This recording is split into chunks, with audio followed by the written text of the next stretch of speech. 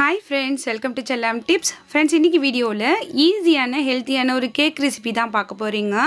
So நம்ம சேனலில் நிறையவே கேக் ரெசிபிஸ் அப்லோட் பண்ணிட்டு வரேன். அந்த வரிசையில் இந்த கேக்குமே ரொம்பவே ஹெல்த்தியான கேக்காக இருக்கும் அப்படின்ட்டு கண்டிப்பாக என்னால் சொல்ல முடியும். அதுக்கு வந்து நான் இன்றைக்கி ஒரு ஆப்பிள் எடுத்திருக்கேன். இப்போ அந்த ஆப்பிளோட தோலெல்லாம் எடுத்துகிட்டு நம்ம வந்து பீஸாக கட் பண்ணிவிட்டு அதை வந்து ஒரு மிக்சர் ஜாரில் போட்டுட்டு இது போல் பேஸ்ட்டாக அரைச்சி எடுத்து வந்துடலாம். அடுத்ததாக இப்போ நம்ம மாவு எப்படி மிக்ஸ் பண்ணுறது பார்க்கலாம்.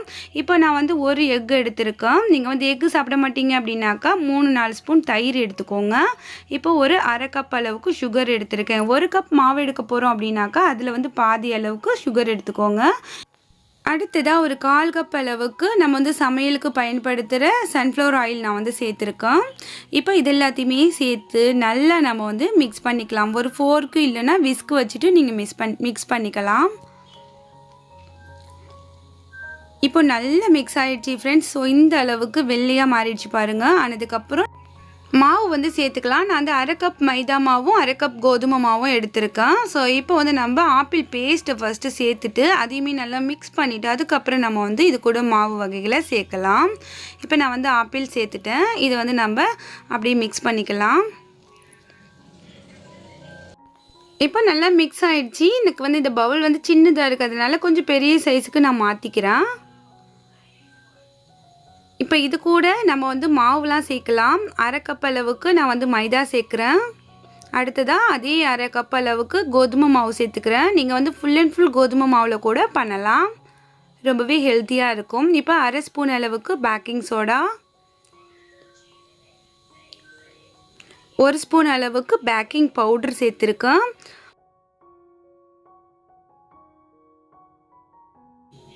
இப்போ இதை வந்து அப்படியே நல்லா மிக்ஸ் பண்ணிடலாம். விஸ்க் வச்சு இல்லை ஃபோர்க் வச்சு மிக்ஸ் பண்ணிக்கோங்க. நீங்கள் வந்து மிக்ஸி ஜாரில் போட்டு அரைக்காதீங்க.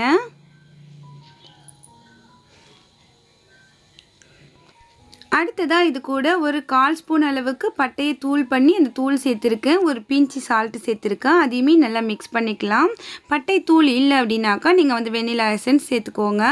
இப்போ ஒரு 1/4 கப் அளவுக்கு நம்ம எண்ணெய் சேர்த்தோம் இல்லையா, அதே அளவுக்கு கொஞ்சமாக நான் வந்து பால் சேர்த்து கொஞ்சம் கொஞ்சமாக சேர்த்து இது போல் மிக்ஸ் பண்ணிக்கிறேன்.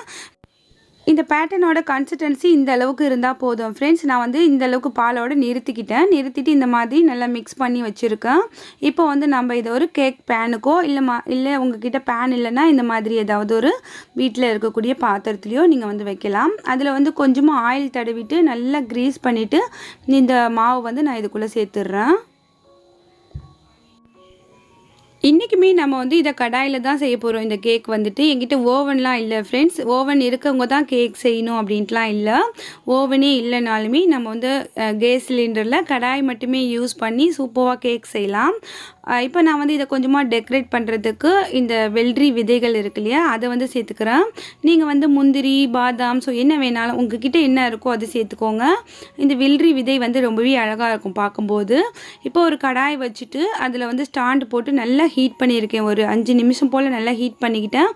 இப்போ நம்ம அந்த கேக் பேட்டர்னை உள்ளே வச்சுட்டு இந்த மாதிரி மூடி வச்சுட்டேன். மூடி வச்சு சரியாக ஒரு 35 நிமிஷத்துலேருந்து 40 நிமிஷம் வரைக்கும் இந்த கேக் வேகிறதுக்கு எடுத்துக்கோம் ஃப்ரெண்ட்ஸ். இந்த போல் சிம் ஃப்ளேமில் வச்சுருங்க. இப்போ வந்து ஒரு 35 நிமிஷத்துக்கு மேலேயே ஆகிடுச்சு.